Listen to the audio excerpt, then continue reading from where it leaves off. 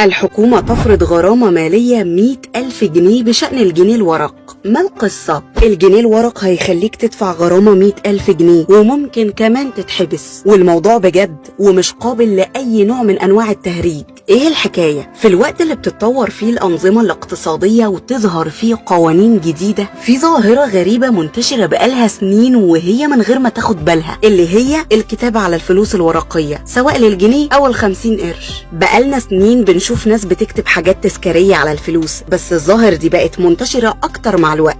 علشان كده الحكومة بقت شديدة في الموضوع ده، وفعلا بقت في قوانين واضحة بتقول ان اي حد يكتب او يهين الفلوس الورقية هيتعرض لعقوبة. القانون بيقول انك لو كتبت او شوهت العملة الورقية بأي شكل ممكن تدفع غرامة كبيرة توصل ل100,000 جنيه. كمان اللي بيرفض يتعامل بالجنيه الورقي او ال50 قرش هيبقى عليه غرامة 100 جنيه